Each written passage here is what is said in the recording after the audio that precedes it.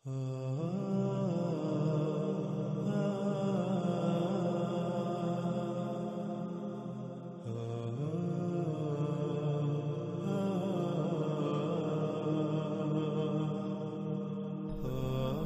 ناظرین، وہ تمام کے تمام انسان جو کھیتی باڑی سے تعلق رکھتے ہیں، جو کسان ہیں، وہ غور کریں کہ کیا انہوں نے دجال کو اپنا رب نہیں بنایا ہوا؟ کیا وہ نباتات اگانے کے لیے، فصلیں اگانے کے لیے اللہ سبحانہ و تعالیٰ پر، جس کا اللہ نے حکم دیا، یعنی فطرت پر انحصار کرتے ہیں، فطرت پر قائم ہیں، فطرت پر توکل کرتے ہیں، یا پھر وہ فصلیں اگانے کے لیے اسی ٹیکنالوجی پر، انہی ایجادات پر توکل کرتے ہیں؟ وہ زمین سے اگانے کے لیے کھادوں پر توکل کرتے ہیں، وہ زمین سے بہتر فصل کے لیے انہی ادویات پر، انہی سپرے اور طرح طرح کے کیمیکلز پر توکل کرتے ہیں؟ کیا وہ فطرتی بیج استعمال کرتے ہیں یا پھر جنیاتی بیج، جینیٹیکلی موڈیفائیڈ بیج، بہتر اور زیادہ پیداوار کے حصول کے لالچ میں؟ تو کیا آج آپ دجال کو اپنا رب نہیں بنا چکے؟ اور یہ دعوت آپ کو کس نے دی؟ دجال کے اسی راز نے جو دن رات، یعنی میڈیا، جو دن رات آپ کے بالکل سامنے سے آپ کو اپنی طرف کھینچتا ہے، دجال کو اپنا رب بنانے کی دعوت دیتا ہے، وہ فطرت کی بجائے انہی مشینوں پر توکل کرنے کی دعوت دیتا ہے، انہی ایجادات پر، انہی اشیاء پر توکل کرنے کی دعوت دیتا ہے جن کو انسان نے اپنے ہی ہاتھوں سے اللہ سبحانہ و تعالیٰ کے مقابلے پر خلق کیا۔ ناظرین، روایات کے مطابق رسول اللہ صلی اللہ علیہ وآلہ وسلم نے یثرب میں کھڑے ہو کر کئی بار مشرق کی طرف اشارہ کر کے کہا کہ دجال ادھر سے نکلے گا۔ ناظرین، محمد رسول اللہ صلی اللہ علیہ وآلہ وسلم کے وقت مکہ ہو یا مدینہ، دونوں کا مشرق از حجاز اور موجودہ سعودی عرب کا وہ علاقہ بنتا ہے جسے نجد کہا جاتا تھا، اور آج بھی اسے نجد کہا جاتا ہے۔ لیکن حیران کن اور چونکا دینے والی بات یہ ہے کہ عمرا یعنی حکمرانوں کے پالتو علماء جو ان کی خواہش پر حلال اور حرام کا تعین کرتے ہیں، انہوں نے اپنے تراجم و تفاسیر میں یثرب، جسے مدینہ کہا جاتا ہے، مدینے کے نام سے مشہور ہے، اس کا مشرق اور نجد عراق کو قرار دیا۔ لیکن جب ہم دنیا کا نقشہ اٹھا کر دیکھیں تو انسان ان علماء جو کہ امام الدجال ہیں، ان کے دجل پر حیران اور ششدر رہ جاتا ہے اور چونک جاتا ہے کہ عراق تو یثرب کے شمال میں واقع ہے، نہ کہ مشرق میں، جیسے کہ آپ سکرین پر دیکھ رہے ہیں۔ اس وقت سکرین پر آپ کو گوگل ارتھ یعنی دنیا کا مصدقہ ترین نقشہ نظر آ رہا ہے، جس پر آپ اپنی آنکھوں سے دیکھ سکتے ہیں کہ عراق یثرب اور مکہ کے مشرق میں واقع ہے یا پھر شمال میں۔ اور جب آپ اپنی آنکھوں سے دیکھ رہے ہیں کہ عراق تو یثرب ہو یا مکہ ان دونوں کے مشرق کی بجائے شمال میں واقع ہے، تو پھر کیسے ان علماء دجال نے، علماء نے، ان حکمران کے پالتو نے عراق کو نجد اور یثرب کا مشرق قرار دیا؟ اور اس سے بھی بڑھ کر حیرانی والی بات تو یہ ہے کہ آج تک کوئی ایک بھی انسان ایسا نظر نہیں آیا کہ جس نے تحقیق کی ہو اور اس دنیا کے نقشے کو سامنے رکھ کر اس دجل کو چاک کیا ہو۔ اور یہی بات اللہ سبحانہ وتعالی نے قرآن میں اس طرح سے کہی کہ لوگوں نے، انسانوں نے اپنے ان ملاؤں کو، ان بڑوں کو اپنا رب بنا لیا۔ اور بالکل یہی بات محمد رسول اللہ صلی اللہ علیہ وآلہ وسلم نے بھی کہی تھی۔ اور جب صحابہ رضوان اللہ علیہم نے یہ سوال کیا کہ یا رسول اللہ صلی اللہ علیہ وآلہ وسلم، ایسا کیسے ہو سکتا ہے کہ کوئی اپنے ان ملاؤں کو اپنا رب بنا لے؟ تو رسول اللہ صلی اللہ علیہ وآلہ وسلم نے اس طبقے کے بارے میں کہا تھا کہ یہ طبقہ جس کو حلال کہے لوگ اسے حلال مان لیتے ہیں، اور جسے یہ حرام کہیں آنکھیں بند کر کے اسے یہ حرام مان لیتے ہیں۔ اور رب بنانا کیا ہوتا ہے؟ اور آج دنیا میں انسانوں کی اکثریت نے اپنے ان ملاؤں کو اپنا رب بنایا ہوا ہے،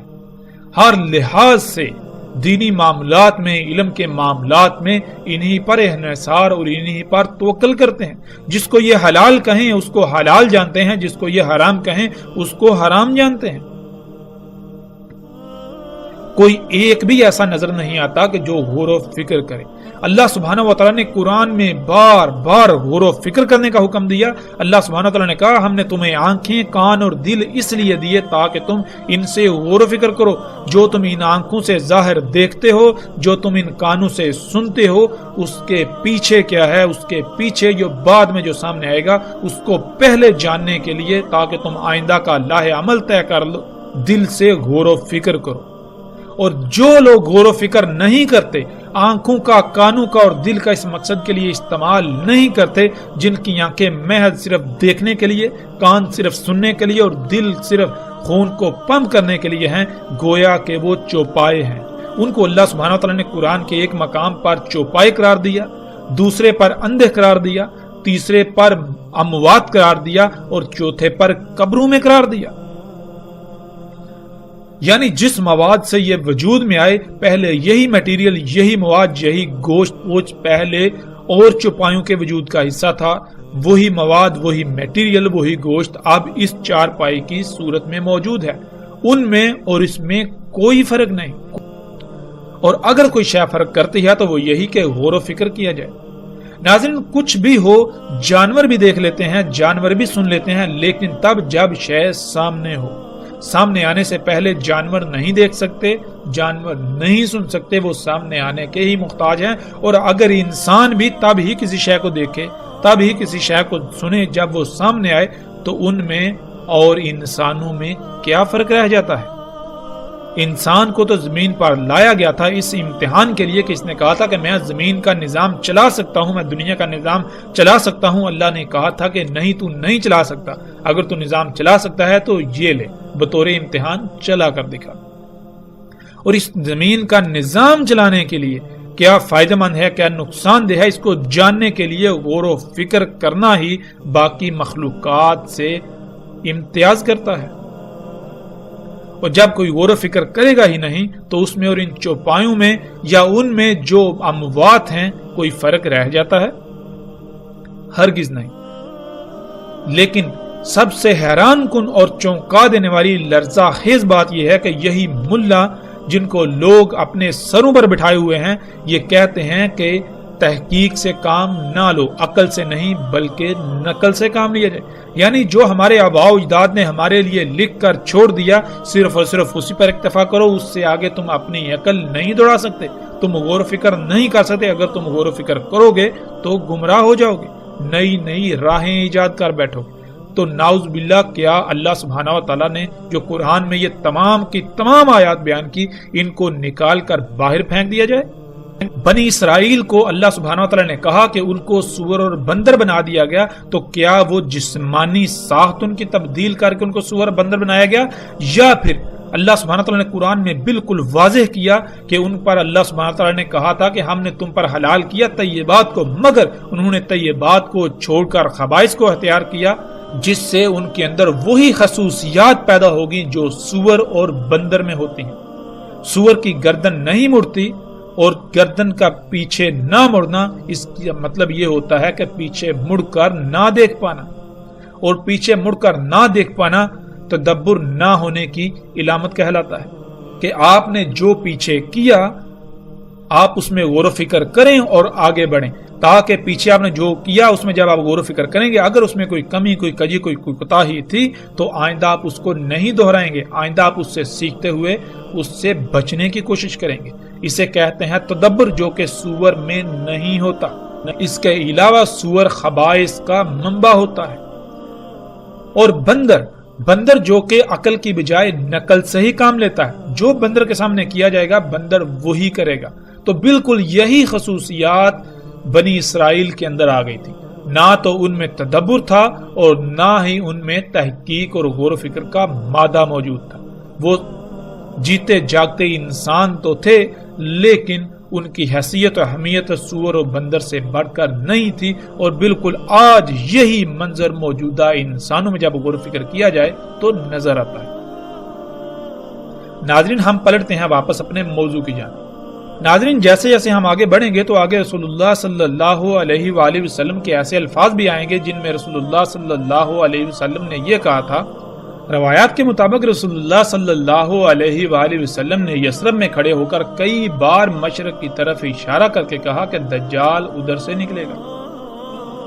مکہ ہو یا مدینہ دونوں کا مشرق ارض حجاز اور موجودہ سعودی عرب کا وہ علاقہ بنتا ہے جسے نجد کہا جاتا تھا اور آج بھی نجد کہا جاتا ہے. ناظرین جیسے جیسے ہم آگے بڑھیں گے تو آگے ایسی روایات آئیں گی جن میں رسول اللہ صلی اللہ علیہ وآلہ وسلم کے ایسے الفاظ ملیں گے کہ رسول اللہ صلی اللہ علیہ وسلم نے کہا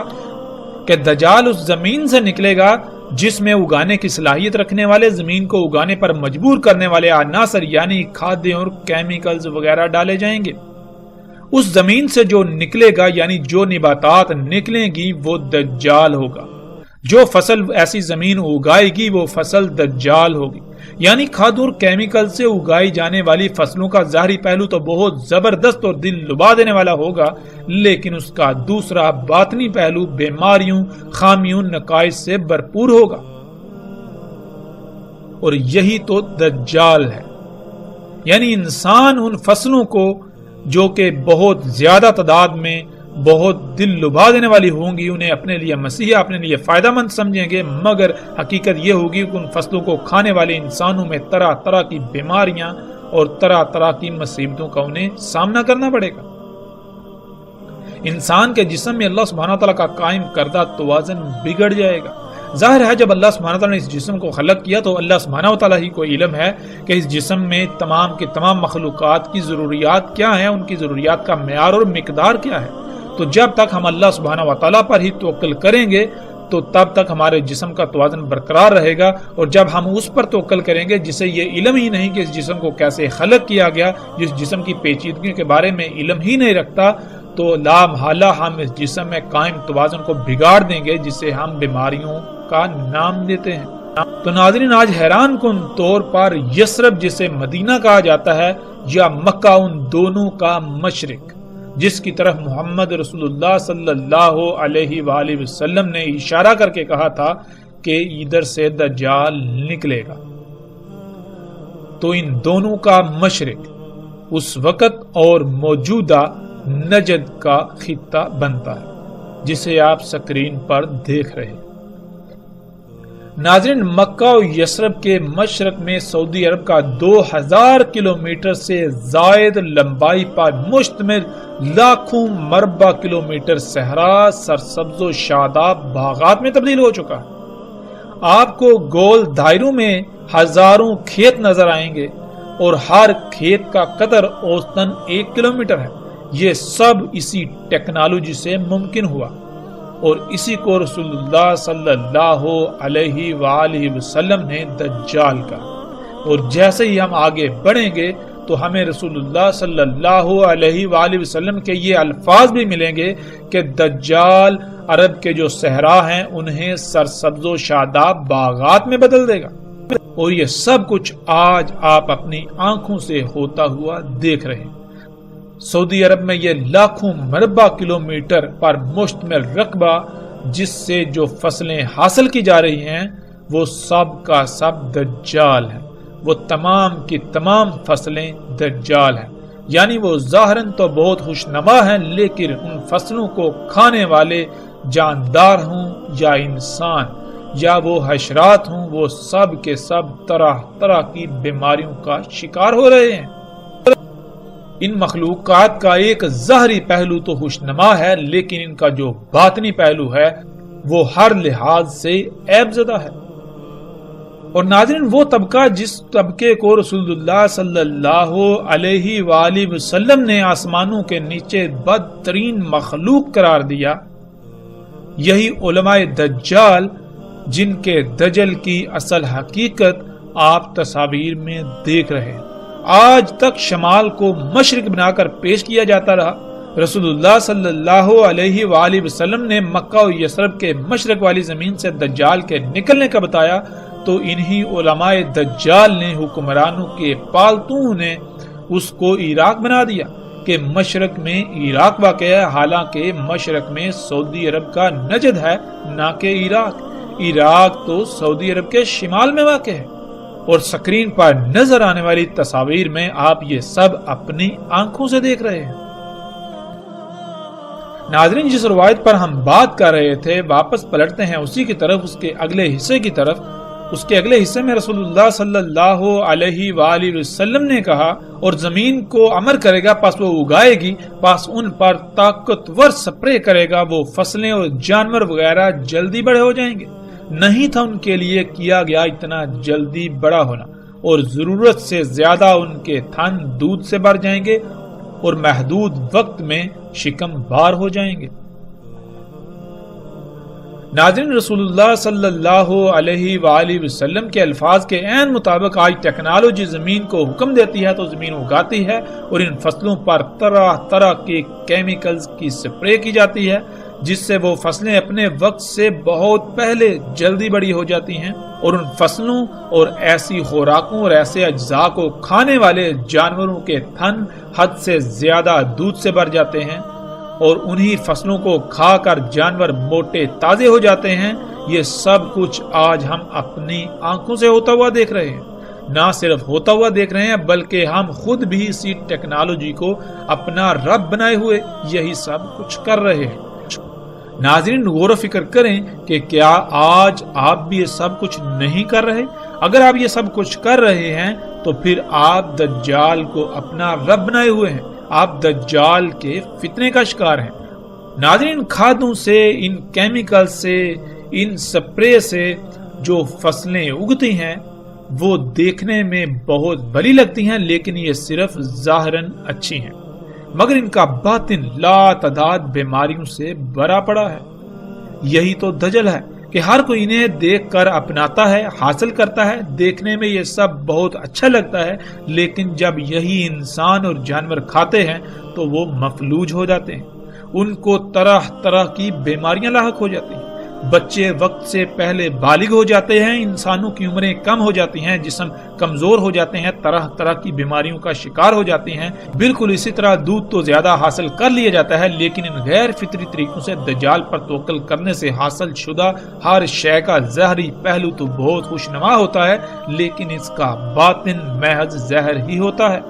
یہی وہ دجل ہے آج جس کا ہر کوئی شکار نظر آتا ہے، اور کوئی بھی اسے پہچان نہیں پا رہا اور نہ ہی پہچاننا چاہتا ہے۔ اور ناظرین، غور کریں، وہ لوگ جو کسان ہیں، جو برصغیر سے تعلق رکھتے ہیں، کہ سن 2000 کے آس پاس کی بات ہے کہ جانوروں کو ایک نئی بیماری کا سامنا کرنا پڑا کہ دیکھتے ہی دیکھتے جانور کو سانس کی پرابلم ہوتی، اس کے منہ سے جھاگ نکلنا شروع ہو جاتی، 1 2 زیادہ سے زیادہ 3 اور 4 دن کے اندر اندر جانور کی موت ہو جاتی، وہ کھانا پینا چھوڑ دیتا، اس کو سانس بھی بہت مشکل سے آتی، سانس لینے میں انتہائی مشکل کا سامنا کرنا پڑتا، یہاں تک کہ جب وہ سانس لیتا تو اس کے گلے سے غرارے کی آواز آتی، جیسے کہ اس کے گلے سے سانس انتہائی مشکل سے گزر پا رہی ہے۔ اور اس بیماری سے برصغیر میں لاکھوں نہیں کروڑوں کی تعداد میں جانوروں کی ہلاکت ہوئی، دیکھتے ہی دیکھتے۔ اس بیماری کو گل گوٹو کا نام دیا گیا، لیکن آج تک کسی نے بھی اس بیماری کی اصل وجوہات کو سامنے لانے کی کوشش ہی نہیں کی۔ کسی نے آج تک کسانوں کو اس کی حقیقت کے بارے میں نہیں بتایا۔ وہ سیدھے سادے کسان جو زبان سے اللہ پر توکل کے دعوے دار ہیں، لیکن وہ دجال کو اپنا رب بنا بیٹھے، انہیں اس بات کا شعور اور علم ہی نہیں کہ یہ سب اسی دجال کی وجہ سے ہوا۔ انہوں نے اپنے اس نقصان کی ذمہ داری، اپنے جانوروں کی موت کی ذمہ داری اللہ کے اوپر ڈال دی کہ یہ سب اللہ کا کیا ہوا ہے، یہ سب اللہ کی مرضی سے ہوا ہے، حالانکہ یہ اللہ کے اوپر بہت بڑا بہتان ہے۔ اللہ سبحان ہے، اللہ ایسی تمام کی تمام نیگیٹیوٹی سے پاک ہے، اللہ کے لیے ہے ہی حمد، تو کیسے اس چیز میں حمد ہو سکتی ہے؟ جس میں خامیاں، خرابیاں اور کوتاہیاں ہوں، کجیاں ہوں۔ اللہ کہتا ہے میں اپنے کسی کام میں کوئی کجی نہیں چھوڑتا، کوئی عیب نہیں چھوڑتا، کسی قسم کی کوئی لاپرواہی نہیں کرتا، کوئی کوتاہی نہیں کرتا۔ میری ہر خلق، ہر شے، میرا ہر کام ہر لحاظ سے پرفیکٹ ہوتا ہے، اس میں حمد ہوتی ہے۔ تو ہم نے کیسے یہ جرت کی کہ اس اتنے بڑے الزام کو اللہ سبحانہ تعالیٰ کے اوپر عائد کرنے کی؟ اور ناظرین، حقیقت کیا ہے؟ ناظرین، حقیقت یہ ہے کہ سن 2000 کے آس پاس بر صغیر میں پہلی بار وہ سپرے مارکیٹ میں آئے، وہ سپرے مارکیٹ میں لائے گئے جنہیں آج فصلوں پر چھڑکا جاتا ہے۔ ان کیمیکل کمپنیوں نے مال کو پانی کی طرح بہایا، لوگوں کو خریدا، اپنے ایجنٹوں کو حرکت میں لائے، جس سے انہوں نے دن رات ایک کر کے کسانوں کو لالچ دے کر اپنے ان سپرے، اپنے ان کیمیکلز، ادویات کو بیچا۔ جب کسانوں نے ان ادویات کا، ان کیمیکلز کا بذریعہ سپرے اپنی فصلوں پر استعمال کیا تو فضا زہر آلود ہو گئی۔ وہ زہر آلود فضا سب سے زیادہ جانوروں پر اثر انداز ہوئی۔ دیکھتے ہی دیکھتے لاکھوں نہیں کروڑوں کی تعداد میں جانوروں کی اموات ہونا شروع ہوئی۔ کسی کو علم ہی نہیں ہوتا تھا کہ ہمارے گاؤں میں، ہمارے علاقے میں کسی نے پہلی بار یہ سپرے کی ہے جس سے فضا زہر آلود ہو گئی۔ اس فضا میں سانس لینے کی وجہ سے ہمارے جانوروں کی یہ حالت ہے۔ سب اس بات سے غافل، اس پہلو سے غافل، انہی ادویات، انہی کیمیکلز کے حصول میں لگے رہے اور انہیں اپنی فصلوں پر بذریعہ سپرے چھڑکتے رہے، جس سے پھر شروع کے کئی سال کچھ وقت تو جانوروں کو اموات کا سامنا کرنا پڑا، لیکن بعد میں جو جانور اسی فضا میں پلے بڑھے وہ اس کے عادی ہو گئے۔ روایت کے اگلے حصے میں رسول اللہ صلی اللہ علیہ وآلہ وسلم نے یہ کہا، پھر آئے گا ایک قوم کے پاس، یعنی لوگوں کے پاس، پس انہیں دعوت دے گا، پس وہ پھیر دیں گے اس پر اس کے قول کو، پس وہ لوٹ جائے گا، پس وہ بنجر ہو جائے گی، کچھ بھی نہیں آئے گا ان کے اموال میں سے ان کے ہاتھوں میں، یعنی وہ دجال کے حکم کے بغیر اگائیں گے تو کچھ بھی نہیں اگے گا، جیسے کہ زمین بنجر ہوتی، یوں ان کے اموال سے کوئی شے ان کے ہاتھ میں نہیں رہے گی۔ جب زمین دجال کے حکم یعنی کھادوں وغیرہ اور مصنوعی بیجوں کے بغیر کچھ اگائے گی نہیں تو پھر ظاہر ہے ان کے اموال بھی ختم ہو جائیں گے، نہ ہونے کے برابر ہو جائیں گے، انہیں دنیاوی لحاظ سے خسارے کا سامنا کرنا پڑے گا۔ جانور دودھ وغیرہ نہ ہونے کے برابر دیں گے، بلکہ ان کے جانور زندہ ہی بمشکل رہیں گے۔ ناظرین، آپ آج یہ سب اپنی آنکھوں سے دیکھ رہے ہیں کہ دجال دعوت دیتا ہے، یعنی میڈیا پر کمرشلز آتی ہیں، ایڈورٹائزمنٹس آتی ہیں، جن میں طرح طرح کے مصنوعی بیجوں کی طرف دعوت دی جاتی ہے اور زیادہ اور دل لبا دینے والی پیداوار حاصل کرنے کے لیے کھادوں کے استعمال کی طرف دعوت دی جاتی ہے، یعنی یہ کہ ٹیکنالوجی کو اپنا رب بنانے کی دعوت دی جاتی ہے۔ اپنی ضروریات کو پورا کرنے کے لیے، اپنی ضروریات کو وجود میں لانے کے لیے انہی مشینوں، انہی اشیاء، اسی ٹیکنالوجی پر توکل کر دیں، اسی پر انحصار کرنے کی دعوت دی جاتی ہے۔ اور جو لوگ اس دعوت پر ایمان لاتے ہیں، اس دعوت کو یعنی میڈیا کی ان باتوں کو تسلیم کرتے ہوئے عمل کرتے ہیں، ٹیکنالوجی کو اپنا رب بناتے ہیں، تو ان کے کھیت حد سے زیادہ پیداوار دیتے ہیں، ان کے جانور حد سے زیادہ دودھ دیتے ہیں، ان کے جانوروں کی کوکھیں محدود وقت میں بڑھ جاتی ہیں، وہ خوشحال نظر آتے ہیں۔ لیکن جو لوگ جان جاتے ہیں کہ یہ سب دجل ہے، بے شک دیکھنے میں یہ سب اچھا ہے، لیکن یہ صرف اور صرف فساد ہے، اس طرح حاصل کر کے جو کچھ بھی استعمال کیا جائے گا اس کا انتہائی درجے کا نقصان ہے۔ ہر شے ابدار ہوگی، بیماریاں بڑھیں گی، بچے معذور اور مفلوج پیدا ہوں گے، اسی طرح ہر شے میں نقائص و خرابیاں پیدا ہو جائیں گی۔ تو وہ لوگ ٹیکنالوجی کو رب بنانے کے بجائے فطرت پر انحصار کرتے ہوئے جب قدرتی بیج استعمال کرتے ہیں اور کھادوں کے بغیر، اس ٹیکنالوجی کے بغیر اگاتے ہیں، بارشوں پر انحصار کرتے ہیں، تو نتیجہ یہ نکلتا ہے کہ گویا ان کی زمین بنجر ہے، کچھ بھی نہیں اگتا، اور پھر ایسے حالات میں دنیا جہنم سے کم نہیں رہ جاتی۔ ایسے حالات میں پھر ثابت قدم رہنا انتہائی مشکل ہو جاتا ہے، اور اسی کا رسول اللہ صلی اللہ علیہ وآلہ وسلم نے حکم دیا تھا کہ اے اللہ کے غلاموں، یعنی اے وہ لوگوں جو اس وقت اس دوران اللہ کی غلامی کر رہے ہوگے، ڈٹے رہنا، اللہ کی غلامی پر ثابت رہنا۔ یہ حقیقتاً ایسا فتنہ ہے کہ اس سے عظیم فتنہ کوئی اور ہو ہی نہیں سکتا۔ آج ہم اپنی آنکھوں سے دیکھ رہے ہیں کہ اکثریت نے دجال یعنی ٹیکنالوجی کو اپنا رب بنایا ہوا ہے۔ پھر اسی روایت کے اگلے حصے میں رسول اللہ صلی اللہ علیہ وآلہ وسلم نے کہا، اور امر کرے گا اس سے یعنی زمین کو اپنے ان آلات کے ذریعے جن آلات سے زمین کو پھاڑا جاتا ہے، زمین میں سوراخ نکالے جاتے ہیں، زمین کو کھودا جاتا ہے، ایسے آلات سے زمین کو پھاڑے گا، اس میں سوراخ کرے گا زمین کی گہرائیوں سے کچھ نکالنے کے لیے، ان آلات کے ساتھ زمین کو پھاڑے گا، اسے کھوکھلا کرے گا، کمزور کرے گا، پس کہا جائے گا اس کو یعنی زمین کو نکال اپنے خزانے، پس اس سے یعنی ان آلات کی مدد سے ان آلات کے پیچھے زمین اپنے خزانے ایسے نکال دے گی جیسے کھجور کی شاخیں۔ ناظرین، اسی ٹیکنالوجی کی مدد سے آج زمین کو پھاڑا جاتا ہے، یعنی زمین کو یہ امر کیا جاتا ہے کہ تو اپنے خزانے باہر نکال، اپنی وہ قیمتی ترین اشیاء جو تو نے اپنے اندر چھپا کر رکھی ہوئی ہیں ان کو باہر نکال۔ انہی مشینوں سے آج زمین کو پھاڑا جاتا ہے، اسے کھوکھلا کیا جاتا ہے۔ زمین کے خزانے اسی ٹیکنالوجی کے پیچھے بالکل اسی طرح نکلتے ہیں جیسے کہ کھجور کی شاخیں ہوں۔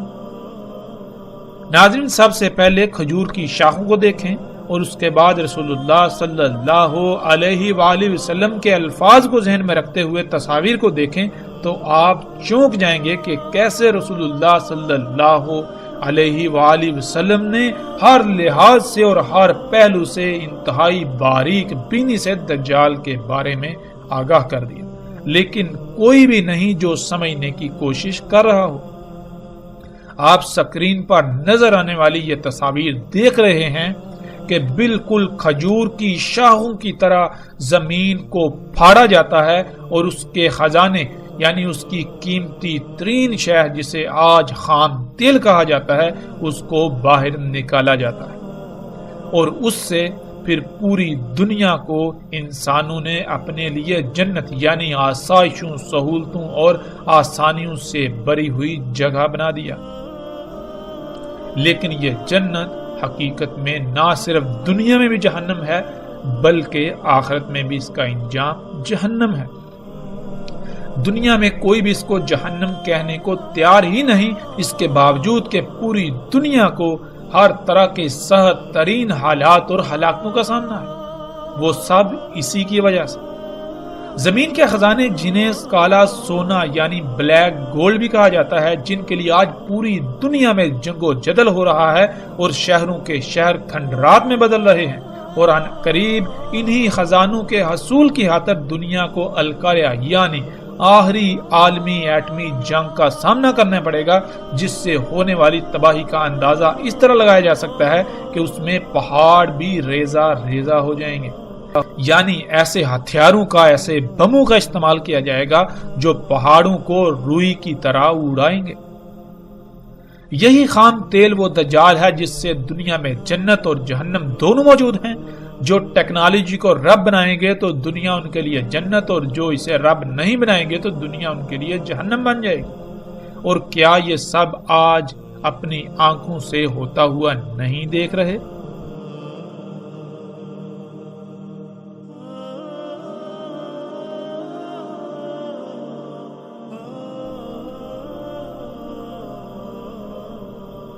بلا شک و شبہ آج ہم یہ سب اپنی آنکھوں سے ہوتا ہوا دیکھ رہے ہیں۔ اس کے باوجود اگر ہم حقائق سے آنکھیں چرانا چاہتے ہیں، آنکھیں بند کر کے انہی طرح طرح کی کہانیوں کو سننا چاہتے ہیں، انہی کو تسلیم کرنا چاہتے ہیں، محظوظ ہونا چاہتے ہیں، تو فیصلہ ہمارے ہاتھ میں ہے۔ ہم چاہیں تو آنکھوں نظر آتا حق اسے تسلیم کریں اور عملاً میدان میں اتریں، اور اگر چاہیں تو ہم حق سے آنکھیں بند کر کے دین کو قصے و کہانیوں کا نام دیتے ہوئے انہیں قصے و کہانیوں سے محظوظ ہوتے رہیں، اور اس طبقے کو جو اپنے کو علماء کہلاتا ہے اسے سر پر بٹھائے ہوئے اس کو اپنا رب بنائے رہیں۔ رسول اللہ صلی اللہ علیہ وآلہ وسلم نے کہا، دجال نکلے گا زمین سے مشرق سے، کہا جائے گا اسے خراسان، یعنی مشرق میں خراسان نامی زمین کے ساتھ جو علاقہ ہوگا، جو خطے ہوں گے، وہاں سے دجال نکلے گا۔ اس کی اتباع کرنے والی اقوام کے چہرے چپٹے ہوں گے، تہ دار۔ ناظرین، رسول اللہ صلی اللہ علیہ وآلہ وسلم کے الفاظ کے عین مطابق آج خراسان کی زمین کے ساتھ جو علاقے ہیں، جنہیں چین، جاپان اور تائیوان وغیرہ کہا جاتا ہے، وہی دجال یعنی ٹیکنالوجی تیار ہو کر نکل رہی ہے، اور اس کی اتباع یعنی اس کے پیچھے، ان ایجادات، اس دجال کے پیچھے جو اقوام ہیں وہ بالکل وہی قومیں ہیں جن کے چہرے چپٹے ہیں، جیسا کہ سکرین پر نظر آنے والی تصاویر میں آپ دیکھ سکتے ہیں۔ اور آج ٹیکنالوجی کا ایک بڑا حصہ یہیں سے تیار ہو کر پوری دنیا میں پھیلتا ہے۔ یہ دجال یہیں اسی خطے میں تیار ہوتا ہے اور پھر یہیں سے پوری دنیا میں جاتا ہے۔ یہ طرح طرح کی ایجادات، یہ مشینیں، یہ انسان کے اپنے ہی ہاتھوں سے خلق کردہ اللہ کے مقابلے پر اشیاء، یہ یہیں پر خلق ہوتی ہیں، اور ان کے پیچھے یہی قومیں جن کے چہرے چپٹے ہیں جیسے کہ تہ دار ہوں۔ ناظرین، بغیر کسی شک و شبے کے آج دنیا کے مشرق سے یہ ٹیکنالوجی نکل رہی ہے، اور وہ قومیں اس دجل کی تباہ میں اسے خلق کر رہی ہیں، جس کی نشاندہی محمد رسول اللہ صلی اللہ علیہ وآلہ وسلم نے آج سے 14 صدیاں پہلے ہی کر دی تھی۔ دنیا کے مشرق میں چین، تائیوان، جاپان وغیرہ ہیں، اور انہی ممالک سے ٹیکنالوجی وجود میں آ کر پوری دنیا میں پھیلتی ہے، خواہ وہ گاڑیاں ہوں، الیکٹرانکس کا سامان ہو، یا آج کے دور میں جنہیں ہم مصنوعات کا نام دیتے ہیں۔ سب کا سب آج انہی ممالک بالخصوص چین میں خلق کیا جا رہا ہے، اور ان لوگوں کے چہرے بھی بالکل رسول اللہ صلی اللہ علیہ وآلہ وسلم کے بتائے ہوئے الفاظ کے عین مطابق چپٹے ہیں، اور اسی طرح ان کی ناکیں بھی چپٹی ہیں۔ پوری دنیا میں جو فصلیں اگائی جا رہی ہیں ان کے بیج بھی یہیں پر تیار کیے جا رہے ہیں، یہیں پر خلق کیے جا رہے ہیں، بیجوں میں یہیں پر مداخلت کی جا رہی ہے۔ یہی چپٹے چہروں والی قومیں اس سب کے پیچھے ہیں، اس سب کو کر رہی ہے۔ رسول اللہ صلی اللہ علیہ وآلہ وسلم نے کہا کہ اس میں کچھ شک نہیں، وہ یعنی دجال شام اور عراق کے درمیان خالی جگہ سے، یعنی جہاں آبادی وغیرہ کچھ بھی نہیں، خالی میدانی یا صحرائی علاقے ہیں، وہاں سے نکلے گا۔ ناظرین، پیچھے بھی سرحد سے گزر چکا اور آگے بھی آئے گا کہ زمین کا خون یعنی زمین سے نکلنے والا خام تیل دجال ہے۔ اسی سے دنیا جنت اور جہنم بنی ہوئی ہے، اور خام تیل بالکل انہی مقامات سے نکل رہا ہے جہاں سے رسول اللہ صلی اللہ علیہ وآلہ وسلم نے کہا، یعنی شام اور عراق کے درمیان خالی جگہوں سے، جو کہ صحرائی علاقے ہیں، میدانی علاقے ہیں، اور سکرین پر نظر آنے والی تصاویر میں آپ دیکھ سکتے ہیں۔ رسول اللہ صلی اللہ علیہ وآلہ وسلم نے کہا، اس میں کچھ شک نہیں، وہ یعنی دجال شام کے سمندر میں ہے یا یمن کے سمندر میں، نہیں بلکہ مشرق کی سمت سے، نہیں وہ مشرق کی طرف سے، نہیں وہ مشرق کی طرف سے، اور اپنے ہاتھ سے مشرق کی طرف اشارہ کیا۔ ناظرین، آج اگر ہم بحر شام کو دیکھیں تو وہاں ٹیکنالوجی سے لیس گدھے بحر شام میں کھڑے ہیں، اور بحر یمن میں بھی، جہاں سے دجال یعنی یہ ٹیکنالوجی مومنوں پر حملہ آور ہے۔ اور جیسا کہ پیچھے گزر چکا، دجال یعنی ٹیکنالوجی مشرق سے ہی نکل رہی ہے، روایت کا ایک ایک لفظ اس بات پر پورا اترتا ہے۔ رسول اللہ صلی اللہ علیہ وآلہ وسلم کا یہ فرمانا کہ وہ بحر شام میں ہے، پھر یمن میں کہنا اور پھر یہ کہنا کہ نہیں بلکہ مشرق سے نکلے گا، اس کا مطلب ہرگز یہ نہیں ہے کہ رسول اللہ صلی اللہ علیہ وآلہ وسلم خود ہی ایک بات کر کے اس کی تردید کر رہے ہیں، بلکہ یہ وقت پر منحصر ہے کہ ایک وقت میں ایک جگہ سے نکل رہا ہے، پھر دوسرے وقت میں دوسری جگہ سے، اسی طرح کسی تیسری جگہ سے۔ عربی کا اسلوب ہی یہی ہے کہ جب ایسا معاملہ ہو تو بات ایسے ہی کی جاتی ہے۔ اور آج حیران کن طور پر جن جن جگہوں کی رسول اللہ صلی اللہ علیہ وآلہ وسلم نے نشاندہی کی، وہیں ان جگہوں سے یہ دجال نکل رہا ہے، یہ سب کچھ نکل رہا ہے۔ وہ تمام کی تمام اشیاء جنہیں انسان اپنے لیے مسیحا سمجھتا ہے، لیکن حقیقتاً وہ مسیحا نہیں، حقیقتاً وہ یہ دجل ہے۔ پوری دنیا کو تباہیوں ہلاکتوں کا اسی کی وجہ سے سامنا کرنا پڑ رہا ہے، پوری دنیا میں اسی کی وجہ سے فساد ہے۔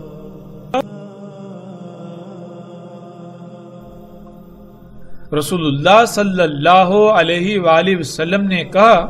بلکہ وہ عراق کے سمندر میں ہے، نکلنے کے وقت نکلے گا، اس خطے سے، اس علاقے سے کہا جائے گا اس کو اصبہان۔ رسول اللہ صلی اللہ علیہ وآلہ وسلم نے کہا دجال نکلے گا عراق سے۔ ناظرین، روایات میں ان مقامات کے علاوہ بھی کچھ مقامات کا ذکر آیا ہے، اور جن مقامات کا ذکر آیا ہے بالکل انہی مقامات سے آج خام تیل نکل رہا ہے، جس سے دنیا آج جنت اور جہنم کا منظر پیش کر رہی ہے۔ اسی خام تیل سے تمام کے تمام مصنوعات بن رہی ہیں، اور اسی خام تیل سے آگ و بارود بن رہا ہے۔ جو اس ٹیکنالوجی کو یعنی دجال پر ایمان لاتے ہیں ان کے لیے دنیا جنت بن چکی ہے، اور جو اس پر ایمان نہیں لاتے بلکہ اللہ کو اپنا رب بناتے ہیں یعنی فطرت پر توکل کرتے ہیں، تو ان کے لیے اس دنیا میں کچھ بھی نہیں سوائے آگ و بارود کے، سوائے سختیوں کے، سوائے طرح طرح کی آزمائشوں کے۔ یہی دجال ہے اور یہی اس کی جنت و جہنم، یہی اس کی جنت و آگ۔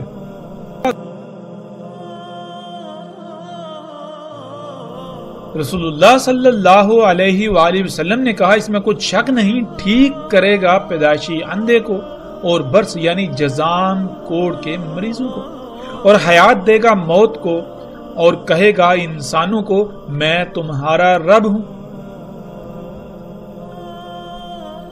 یعنی اپنی تمام کی تمام ضروریات کو پورا کرنے کے لیے مجھ پر ہی توکل کرو،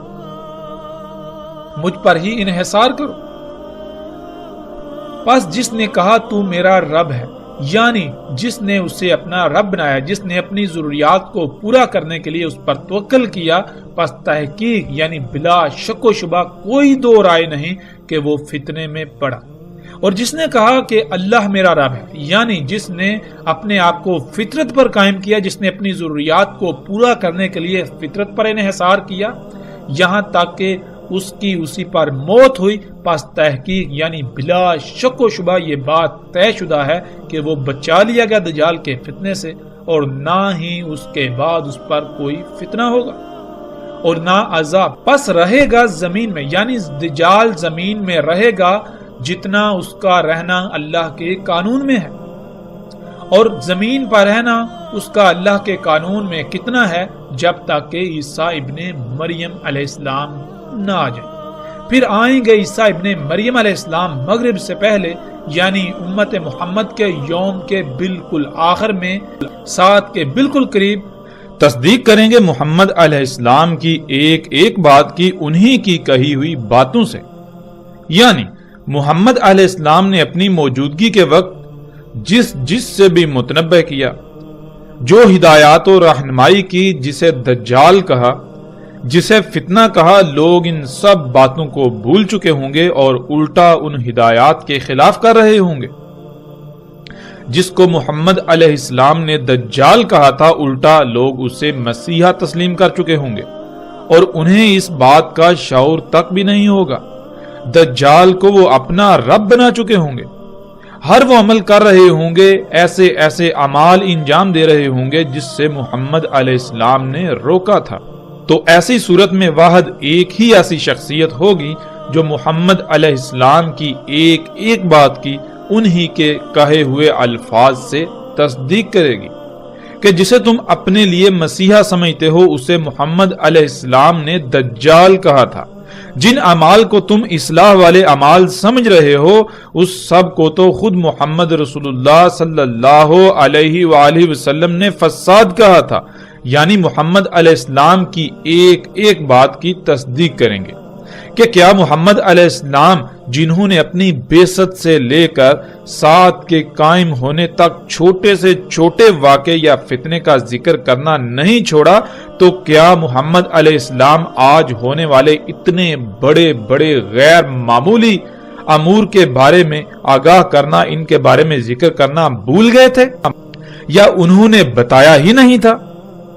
یہ غیر معمولی مشینیں، انسان کا انہی مشینوں کے ذریعے بادلوں کا برسانا، انہی مشینوں کے ذریعے پہاڑوں کو کاٹ کاٹ کر رستے بنانا، کئی کئی کلومیٹر لمبی غیر معمولی سرنگیں نکالنا، سینکڑوں کی تعداد میں انسانوں کا ایک ہی مشین پر سوار ہو کر فضا میں انتہائی تیز رفتاری سے سفر کرنا، ہر کام کا غیر معمولی حد تک تیز رفتاری کے ساتھ انجام پانا، انہی مشینوں کے ذریعے غیر معمولی درکار قوت کے حامل امور کو ایسے انجام دینا کہ جیسے خود بخود ہو رہے ہوں، نہروں اور دریاؤں کا مسخر ہو جانا، جب جی چاہے اور جتنا چاہے ان میں پانی چھوڑنا اور جب جی چاہے روک لینا، زمین سے اپنی مرضی کے مطابق غیر معمولی طور پر کم وقت میں اور کئی گنا زیادہ فصلیں اگانا، ہر طرح کی فصلیں جو سال میں کسی مخصوص خطے اور مخصوص موسم و آب و ہوا میں ایک ہی بار اگتی تھی، انہیں پورے سال میں کہیں بھی اور کسی بھی موسم میں اگانا، یہاں تک کہ ایسے ایسے غیر معمولی امور انجام پا رہے ہیں، اور وہ سب کچھ آج ہو رہا ہے کہ اگر کوئی چند صدیاں پہلے کا شخص اس دنیا میں واپس آئے تو اسے یہ یقین ہی نہیں ہوگا کہ وہ اسی دنیا میں واپس آیا ہے جہاں وہ پہلے تھا، کہ یہ وہ دنیا نہیں ہو سکتی، یہ وہ دنیا ہو ہی نہیں سکتی، یہ وہ رب ہو ہی نہیں سکتا جو میرا رب تھا اور ہے، کیونکہ میرا رب تو سبحان ہے، وہ الرحمن ہے، وہ اپنی سنت، اپنا طریقہ، اپنے قوانین تبدیل نہیں کرتا، تو یہ کیسے ہو سکتا ہے کہ 1000 سال پہلے کے انسانوں کے لیے اس کے تمام قوانین اور ہوں اور آج وہ تمام کے تمام قوانین بدل دے؟ آج کے انسانوں کے لیے اس کا اگانے کا قانون تبدیل، بارشیں برسانے کا قانون تبدیل، وہ رب جو اپنی کائنات میں زمین و آسمان میں ایک رائی برابر بھی خرابی نہیں چاہتا، وہی ایسے امور انجام دینا شروع کر دے کہ جس سے پوری دنیا فساد زدہ ہو کر تباہیوں کے دہانے پر کھڑی ہو جائے۔ وہ رب جس کے لیے ہے ہی حمد، وہ ایسے امور انجام دے کر ہر کام میں خرابیاں ہی خرابیاں کر دے، احمد کا شائبہ تک نہ ہو، حمد کا شائبہ تک نہ ہو، یہ کیسے ہو سکتا ہے؟ یہ کیسے ہو سکتا ہے؟ میرا رب تو اس سب سے سبحان ہے، پاک ہے، وہ تو ایسا نہیں ہے، وہ تو الرحمن ہے، وہ انسانوں کے لیے اپنے قوانین نہیں بدلتا اور نہ وہ بدلنے والا ہے۔